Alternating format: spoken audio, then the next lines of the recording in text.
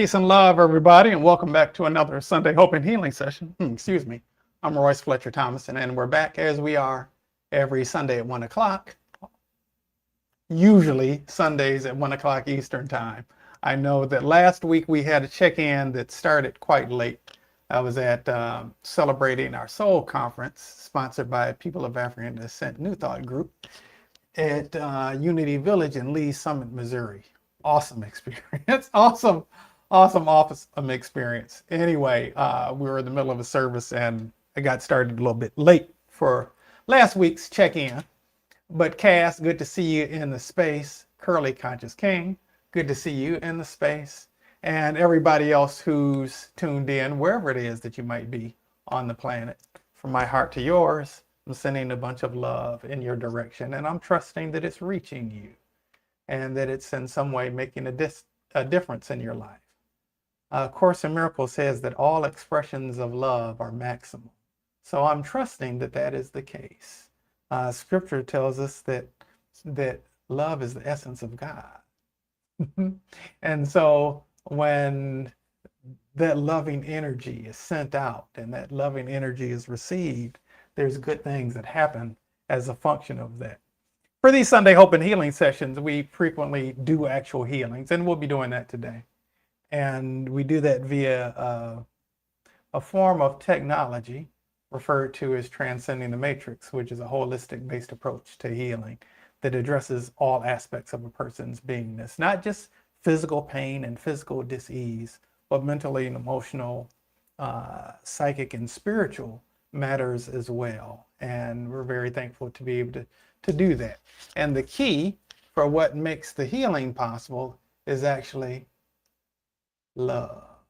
Love is the difference maker and what allows that healing to happen. And so when I'm doing healing during our Sunday Hope and Healing sessions, you can't really see what's happening, but there's definitely something that is happening.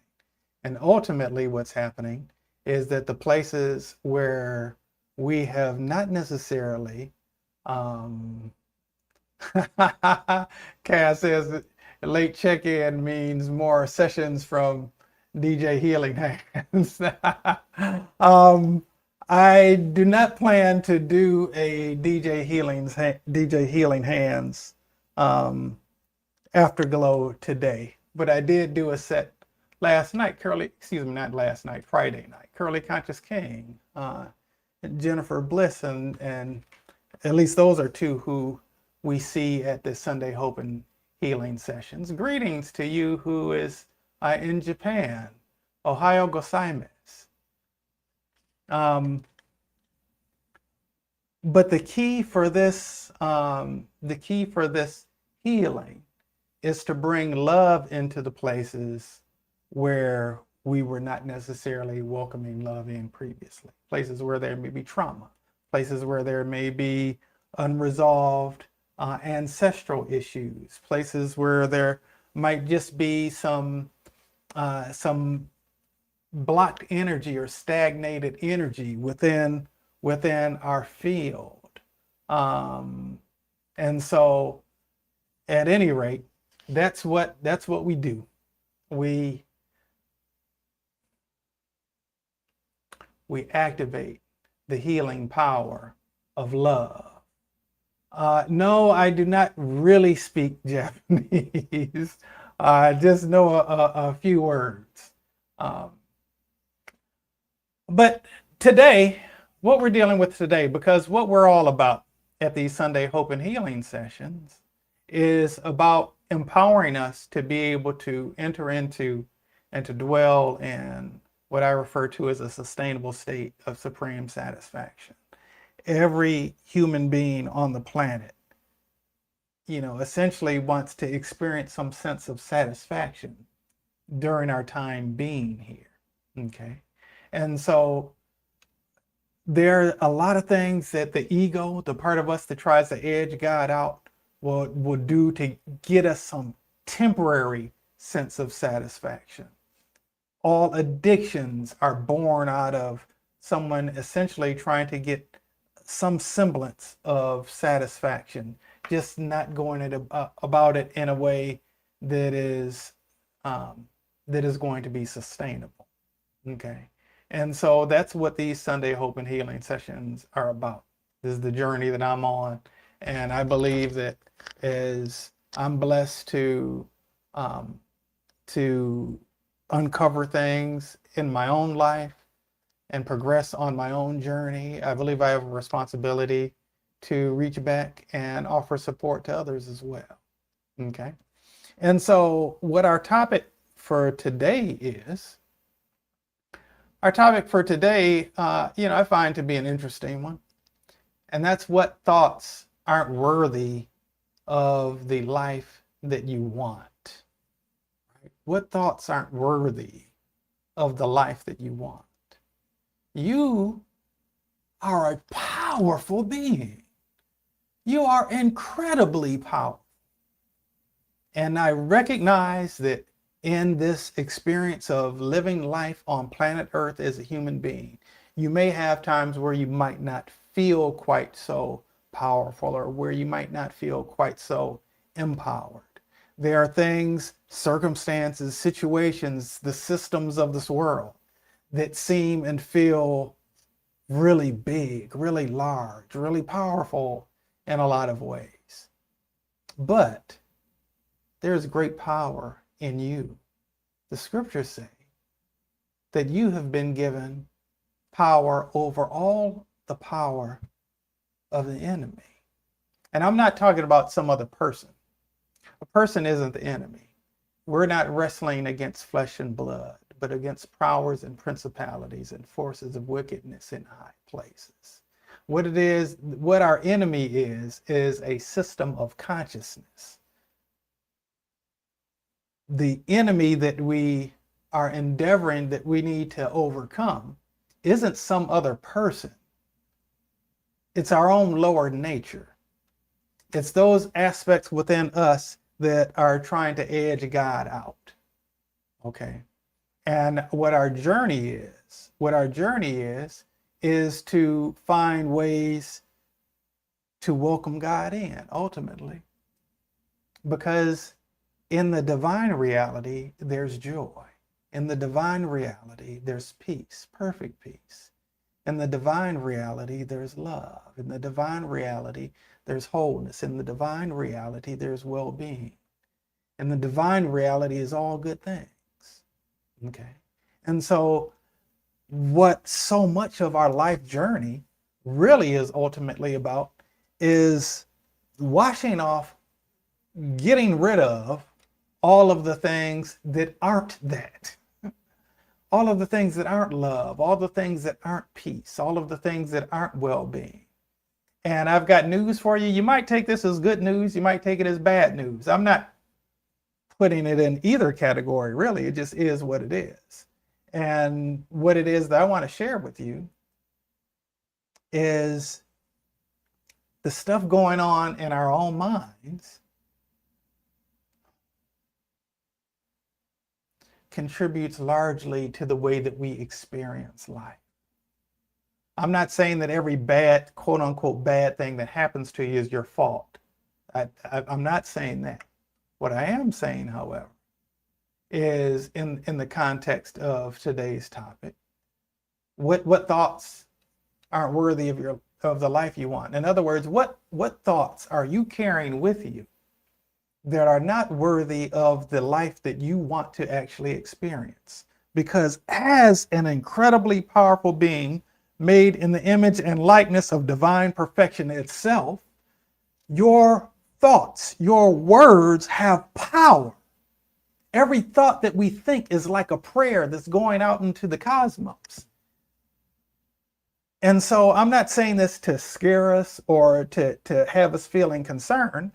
I'm bringing this up to empower us to, rather than experience life by default, as a function of default settings that we've got running in our operating system based on the programming that we've taken in.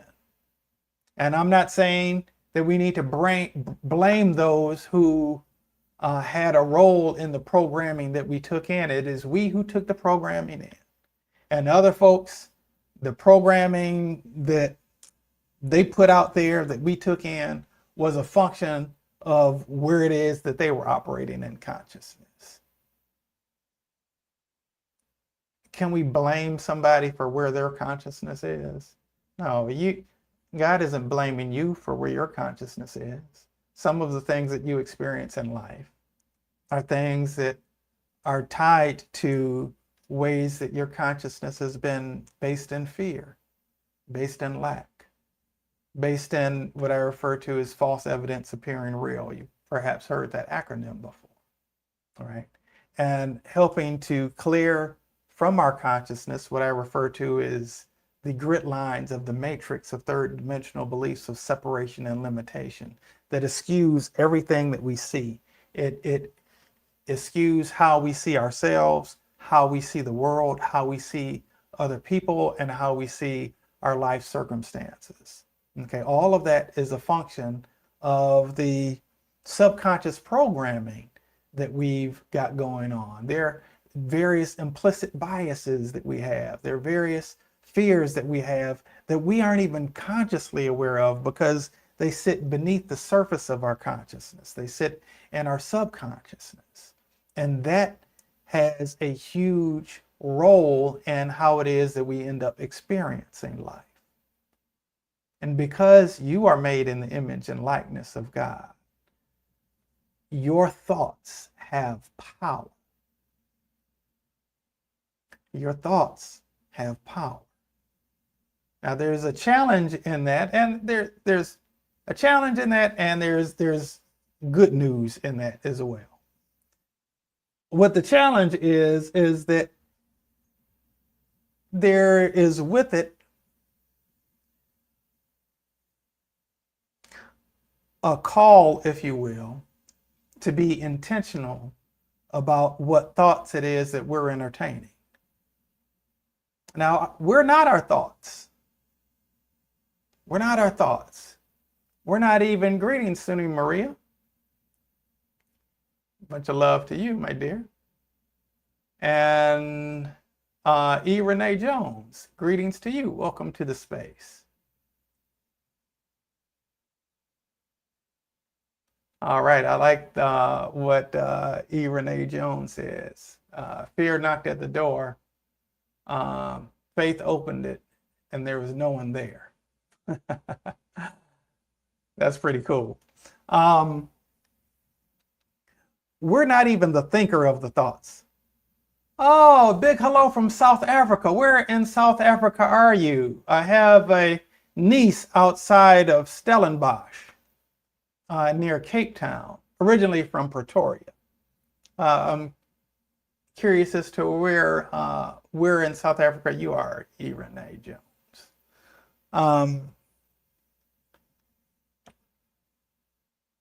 I would maintain that we are the holder of the thoughts, that we're not our thoughts, that we're not even the thinker of the thoughts.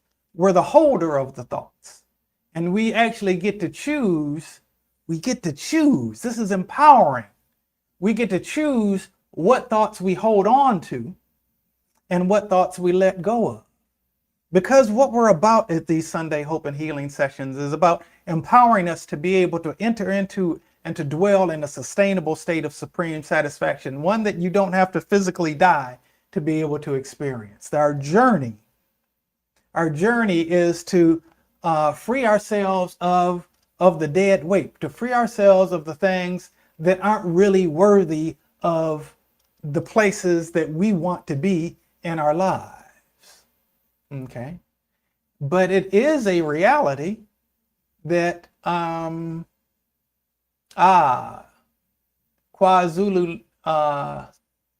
Natal on the East Coast. Okay, wonderful. Well, I'm sending a bunch of love to you in KwaZulu Natal on the East Coast there.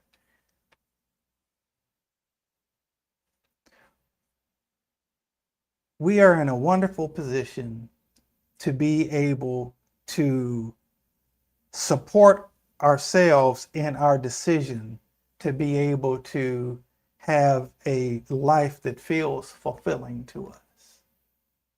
Okay. we have programming that can get in the way of that. And the programming is tied to the subconscious thoughts that we hold. Okay. We have subconscious thoughts that are not in alignment with where it is that we want to be in life or what it is that we may want to experience in life. Nobody wants to feel discarded. Nobody wants to feel lonely. Nobody wants to feel like they're struggling, you know. And yet, many of us have those experiences. Nobody wants to feel broken. Nobody wants to, be broke financially. We want to be able to trust that we've got enough resources to be able to allow us to be able to experience life at a quality that is agreeable to us. Okay. However, there are some thoughts that we might carry that are not in attunement or in alignment with where it is that we want to go. To put it another way, there's some thoughts and belief systems that we have and words that we speak based on those thoughts that aren't congruent with where it is that we want to go. And so those thoughts can't go there with us because they're not vibrating in a harmonious state or in alignment with the frequency of where it is that we're wanting to go, what it is that we're wanting to tune into. Okay. All right. And so my grandfather used to say you can't plant corn and expect to grow tomatoes. The seeds are the things that we carry with us in our thought processes. Not just the conscious thoughts, but also the subconscious thoughts. And the fruit are the way that we end up experiencing life. And a lot of times that can become, a loop. And that can either be a negative feedback cycle or a positive feedback cycle. But it ends up creating a loop, creating a cycle. So we end up having these thoughts. And then I'll share with you, when I was a child, I didn't eliminate regularly. Okay. By eliminate, I mean in terms of utilizing the restroom. And I'd maybe go a few days or maybe several days, because when I would go, it would hurt. And it would hurt because I had it bottled up inside of me. And so there was a lot there. And so because there was a lot there, it hurt. Because it hurt, I would delay going. Because I would delay going, it would hurt. And that was a cycle that would just repeat itself. I'm sharing this very personal experience from when I was a child with you, because there are a lot of ways in which all of us, to varying degrees, we've got some crap going on inside of we've got some crappy thoughts going on in our subconscious mind, and we need to let those go. We need to eliminate those thoughts, let those thoughts no longer be bottled up inside of us, okay, where we become cleansed of those thoughts so that we can actually hold higher quality, better quality thoughts. It's a scientific law that two things cannot occupy the same place at the same time. And so we can't simultaneously have stinking thinking in a certain area of our lives and thoughts that are aligned with what it is that we desire to ultimately experience in life. Is this making sense? Yes or yes? Okay. Now, if you feel inclined, I'd encourage you to maybe drop in the comments, what are some thoughts that you may have carried or may even be carrying now that are not worthy of the life that you want to experience? What are some thoughts that you may may have or have had that have not really been worthy of the life that you would desire to experience. If you should choose to share that, I have a feeling that you're not the only one who's had those thoughts or similar thoughts. There may be other people tuned in who can relate to what it is that you're sharing or relate to those, those types of thoughts that they've had. I can tell you that a person who wants to experience loving, harmonious, a loving, harmonious relationship with a significant other, the thinking that all men are bad or that all women are bad, that's not a thought that is worthy of your desire to have a loving, harmonious relationship with a significant other. Okay.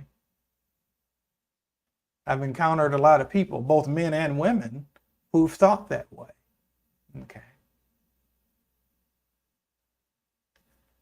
The idea that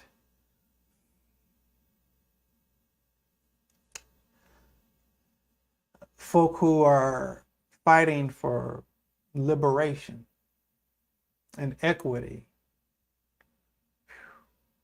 it's a noble thing to desire. But thoughts about that are really essentially rehearsing in our minds the past wounds over and over and over again, those aren't necessarily the thoughts that are congruent with what's going to bring about liberation. Okay. Liberation isn't just freedom from oppression. Liberation is freedom to think a different thought. Liberation is freedom to allow one's vibrational frequency to rise. Okay, it's not just escaping something that's undesirable. It's moving to what is desirable. Okay, and our thoughts really help to propel us there or help to keep us from getting there. Okay. I like that. Yes, it's like flowers. They don't bloom all the time. We have to always be gentle on ourselves. Yes. So I'm not just going to keep talking. We're actually going to do some healing to help make it easier for us to let go of the thoughts that aren't, because you can't like make yourself not think of something. Like the idea of thinking about not thinking about something makes you think about it. Well, we can't so much push thoughts away as we can embrace other thoughts. Okay. Like you can't push the darkness away so much as you can invite the presence of the light. I've got this light right here on. And it's a little bit of a shadow on the side of my face right now. All I have to do, I don't have to like get mad at the shadow. I don't have to chase the shadow away. I don't have to curse or banish the shadow. All I need to do is bring in the presence of the light. And in the presence of the light, the darkness disappears. Okay. All right. And so let's go ahead and get into the healing. If you would like to participate in this healing and benefit from it at the designated time, I'd encourage you to state your name. You can do that silently. You can do that out loud. You can even do it in the comments if you'd like to. But I do invite you to state your name at the time, and you'll know when that time is. So God, I know you to be a healer. I know you to be a healer. And through the union that we share through your Holy Spirit and the power of your pure love, so thankful to be able to demonstrate you as a healer on the behalf of everybody who's stating their name out loud silently or putting it in the comments right now. For the purpose of neutralizing the root cause of our proclivities and our tendencies to hold on so tightly and diligently to thoughts that are not worthy of the lives that we desire to live and the blessings that we desire to enjoy. Neutralizing the place within our consciousness that has made it difficult to let go of such thoughts from the point of the causal root in the entire energy field of every strand of DNA in every cell of our bodies, every string particle of our existence, and transmuting that into and replacing it with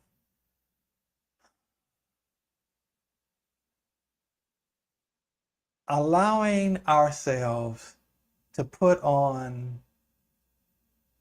the divine mind, to be able to place our consciousness in a direction that is in divine alignment with the highest and best good for our lives, with lives that would have us leaping for joy and wanting to dance and sing and celebrate, lives that bring humongous smiles to our faces, lives that we are able to live in a way that causes our ancestors to look from the other side of the veil with great joy for what it is that we're blessed to be able to experience, and to be able to also be able to reach other people in a way that helps them to be able to be empowered to have those experiences as well. And I bear witness to our wholeness on this date and in this time and space called now. Thank you, thank you, thank you so much for this gift of your divine love. It is done, it is done, it is done. Okay. Suni Maria says, I'm hearing a parallel to a Ted Lasso episode. Oh, please do tell, Suni Maria. I wonder what episode you're referring to and what statement it is that you're referring to. Okay, so let's look at what it is that might make it a little bit challenging for us. One of the things that makes it challenging for us is the socialization that we received growing up. Okay, there were certain thoughts that were carried by those who were our caregivers, whether our biological parents or whoever it is that was taking care of us when we were very young. Okay, and we in some ways inherited the types of thoughts that our caregivers had in some particular areas. Maybe they struggled in a particular area and they spoke about life in certain ways as it related to that certain area of life, ways that might be challenging for us to end up dealing with, because it's kind of reinforcing what it is that we don't want rather than reinforcing what it is that we do desire to experience our lives as being able to, I'll put it this way, things that we would like to be able to experience as blossoming in the garden of our lives. Thought that needs elimination, your dream desires are too big to have, they're too difficult to achieve. Oh, yes, yes. I believe that you might be referring to season 3, episode 1. I was not thinking about that consciously at all, even having just watched that episode this past Friday night. At any rate, Ted Lasso is a good show that you may want to check out. Anybody who's interested in that sort of thing. So I want to be able to strengthen us to be able to experience the purification of our minds. Okay. To be able to experience the purification of our minds, because some of the thoughts that we have need to be washed out. Some of the thoughts that we have need to be let go of. And so want to strengthen us to be able to have an openness and a receptivity to being able to let go. Now, letting go can sometimes be difficult for people. There's this term called FOMO, fear of missing out. You know, there are a lot of people around you that may be having these certain types of thoughts. And if you're one who's not having those type of thoughts, there may be a concern or a fear of you not fitting in, of you missing out on what's happening with the crowd. So let's strengthen us all to be able to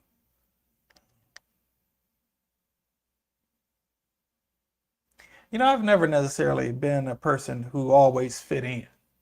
There was a time I certainly endeavored to. But my mother noted that even as a young child, I walked to the beat of a different drummer. And it's okay for you not to necessarily follow the herd mentality. Okay. It is quite okay for you to be able to move in a direction that's different than those around you have moved, whether it's your family, whether it's your peers, whether it's people that you have developed some fondness for, whether it's just people in general. I want to strengthen us to be able to have a sense of peace with knowing that even if our internal environment changes, even if our internal landscape changes, and that creates some changes in our external landscape, guess what? If there are things that you want to experience in your life that you're not experiencing right now, it requires a change in your external landscape. And it very well may require some changes within your internal landscape as well. Okay. All right. And so I want to strengthen us in terms of releasing the fear of missing out, fear of being isolated. Let's transmute that into enthusiasm about where it is that you're going. Where it is that you're going that's even better. Where it is that you're going that's even better. Now, with that, let's also address any sense of guilt. Any sense of guilt that you might have of leaving anybody behind. People who are not operating in that consciousness and who may end up being stuck where it is that they are.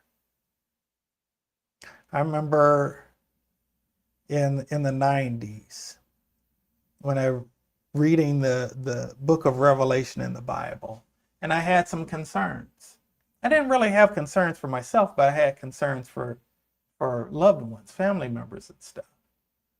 My whole interpretation of all that is much different now than it was at that time in the 90s, 30 years ago, or 30 some odd, more than 30 years ago. But I do recall having a concern then about those whom I love. And those whom I love are not in the same places that they were then. Most of my family is intentional about having a life that is focused in something that is greater than what it had been before. Focused in one way or another on having a relationship with God. Okay. But part of when I talk about the life that we desire, the life that we want, part of what the life that we want, the life that we desire, may be to see other people doing well, people that we care about doing well, seeing them not just struggling to survive, but seeing them thriving in various areas of our lives. And if we're holding on to the thought of this is where they're going to be stuck, or we're holding on to fear about them being stuck where it is that they've been, we're just reinforcing that. Okay, so rather than reinforcing that, to be having, and that's tied to that having guilt about leaving folks behind. Rather than reinforcing that, let's strengthen us to be able to hold, to be able to upgrade our thoughts to include that which holds a vision for them of them being happy and fulfilled in life in ways that they've never been before, perhaps. Okay. To be able to experience new levels of joy, new levels of peace, new levels of love, new levels of harmony in their relationships, new levels of prosperity, new levels of spiritual understanding, whatever it is that you want and you desire for the people in your life that you care about. Okay, to be able to, rather than having a sense of guilt about leaving them behind, to be able to allow your consciousness to go to a place that includes them. And it may not be that they get there the exact same way that you got there. Okay, but you can hold a vision. I'm going to strengthen us to be able to hold a vision of and hold thoughts. Remember I said we're not the thinker of the thoughts. We're the holder of the thoughts. So it strengthens us to be able to naturally gravitate towards thoughts that actually support us experiencing life as it relates to our own lives in a way that completely thrills us, that we feel really good about.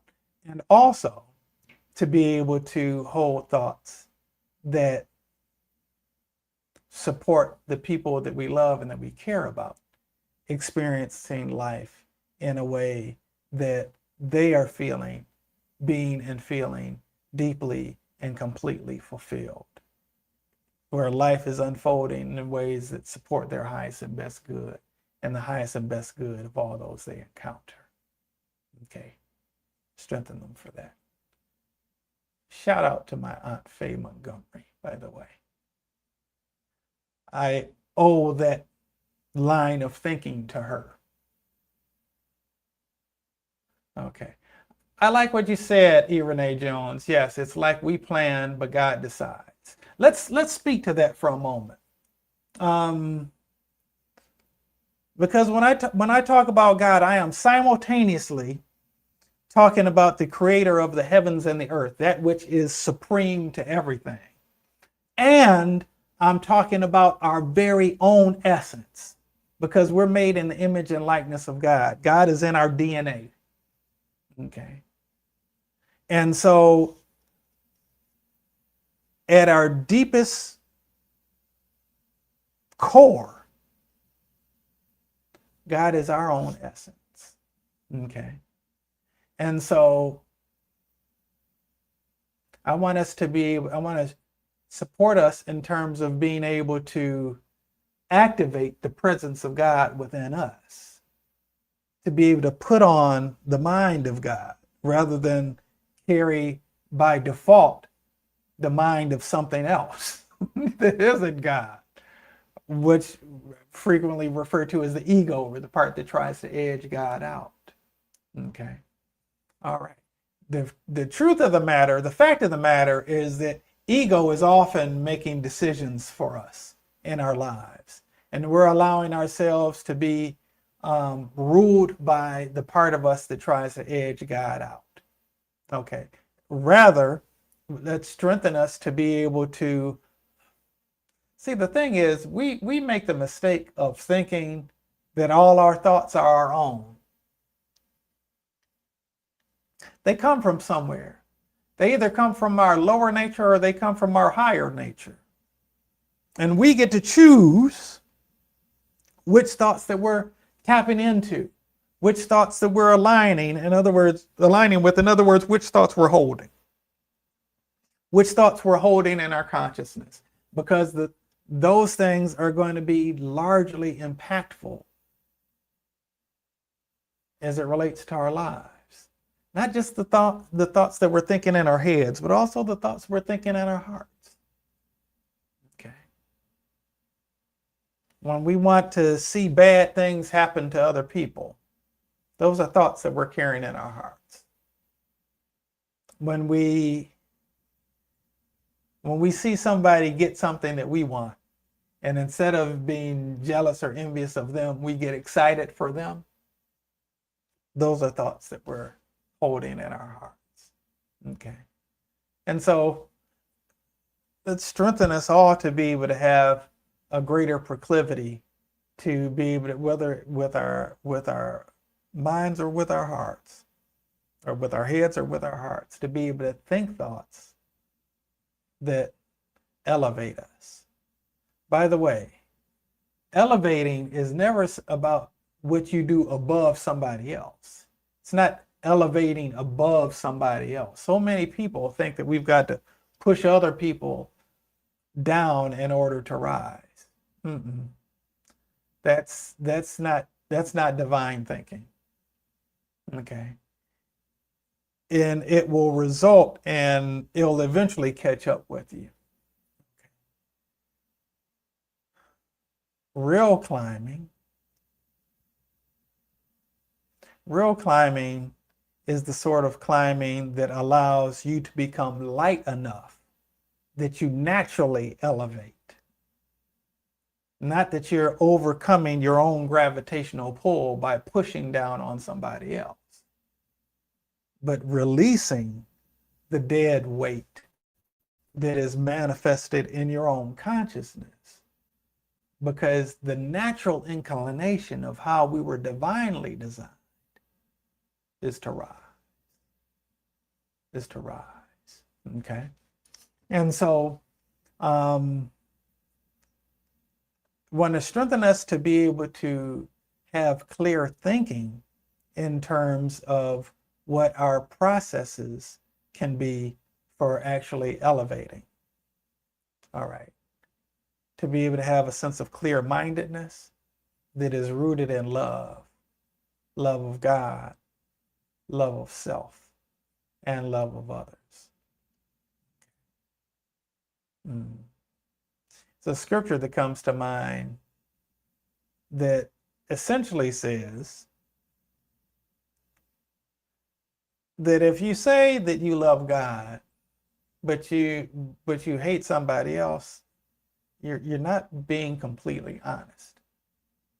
Because how can you love God who you cannot see while not loving somebody that you can't? Right? Every person on the planet, God breathed the breath of life into. They may not act like it in your opinion, but God breathed the breath of life. There's a book, a gentleman, he's no longer in the earth realm, Dr. Eugene E. Whitworth. I think E is his middle name, but definitely Dr. Eugene Whitworth. And it's a book called The 9 Faces of Christ. It's actually, I spoke with him one day, and he said when he sat down to write the book, what he wrote was not what his intention was to write. He was intending to write a mystery. But in this book, The 9 Faces of Christ, it kind of helped open up some things in my consciousness as it relates to things are not as they seem. Sometimes those who deal with us with a sense of harshness are angels in disguise, but there's stuff that we've got going on that doesn't allow us to be able to see it necessarily. Okay, we're looking at the appearance, but not necessarily seeing what it is that's really there. Okay, and one of his greatest teachers was somebody who was very, very harsh with him and continued to be. And that's just how life works sometimes. That's just how life works sometimes. There's a proverb that says, faithful are the wounds of a friend, but the kisses of an enemy are deceitful. And so sometimes things can be presented in a way that look nice on the surface or that sound nice on the surface, but the intention behind them isn't something that's pure. Whereas on the reverse of that, there can be people who love us and care deeply for us, who may have to share some hard truths with us, some truths that may be difficult for us to hear, but that we may very much need to hear. So with that in mind, let's strengthen us all to be able to find ways to communicate. Find ways to communicate love in ways that it can be received as love. All right, so we've got some stuff standing in the way of that. One of the things that can stand in the way of that is us feeling a need to be right. So let's clear that out. The proclivity to feel the need to be right. Okay. What's more important than being right is to be able to communicate something in the right way. Okay. Even if you're factually correct, there are ways that can be communicated that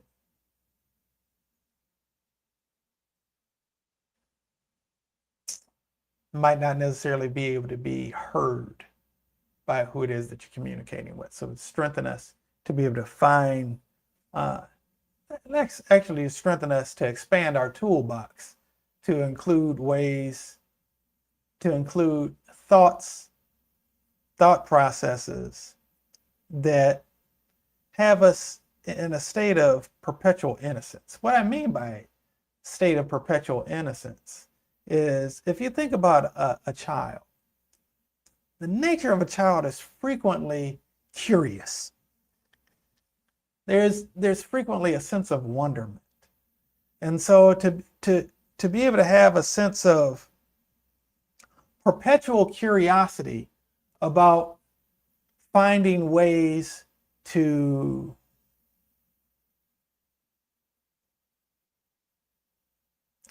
finding better thoughts and ways to communicate those thoughts.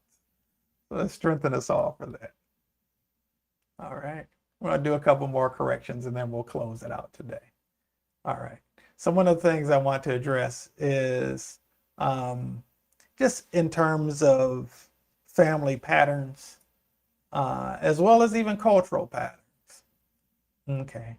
Where we basically have done what was done to us, or we did things the way that those before us did them. And we did that because that was what we knew to do. But I want to strengthen our attracting power to be able to attract other, let's say, new and improved ways of doing things. Yeah, bringing those to our awareness. Okay. Once upon a time, I was raising a child who had some special needs. A lot of diagnoses that this child had. And one of the things that ended up being presented was something called the nurtured heart approach. At the time, went with the extreme with it, and that it did happen in an organic way, and then had to find the organic way. But when you attune your frequency to be able to find new ways of doing things, or you attune your frequency to it being open to new and improved thoughts, it's funny how God has a way of sending them to you. Okay. Whether that be resources, whether it be people, it could be a book, a movie, a TV show, something that a stranger says casually in passing. Strengthen us to be able to attune our ears, our eyes, and all of our receptors to be able to continuously have our thoughts upgraded and to be drawn to whatever is fitting for that moment. They're thoughts that you've had. They're thoughts, no doubt, that you've had that have been beneficial and helped you get to where it is that you are now. So I'm not saying all of these thoughts are bad. They just may not be able to get you to where it is that you're wanting to go at this juncture. There may be something that might be more suited to help you get to where it is that you want to be now in a particular area of your life, or maybe multiple areas of your life. I want to strengthen us to be able to attract those to us and to be able to gravitate towards those things, as well as an eagerness and a curiosity to actively search those things out. And not just to seek them out, but to actually be able to find them as well. So that they find us and we find them. All right. I'll do one more correction, then we're going to shut it down. This last correction is forgiving ourselves for the thoughts that we had that took us somewhere other than where it is that we want it to be. Okay. And to be able to extend grace to ourselves. Grace to ourselves for the person that we used to be. And grace to ourselves in terms of the person that we are now and where it is that we're wanting to go now. And with that, God, thank you so much for the healing that's happened today, for helping to empower us in some ways to release some of the old things and to be able to embrace something new, to be able to hold new and improved thoughts, thoughts that do in fact align with the deep desires that we have for the fulfillment of our lives. Thank you so much for this blessed opportunity and for all the healing that everybody who stopped by here and lent themselves to this healing to be able to have a greater sense of freedom and well-being. Thank you so much for these and all other blessings. It is done. It is done. It is done. All right, beloveds. It's been a pleasure being here with you today. It's been a pleasure being here with you today. For all of you who've been here, I want to thank you personally for investing the time to be with us. Bountiful, bright blessings upon you. And until we meet again, as we continue to enter into and dwell in the sustainable state of supreme satisfaction, I bid you adieu with peace and love. And I'll catch you next time.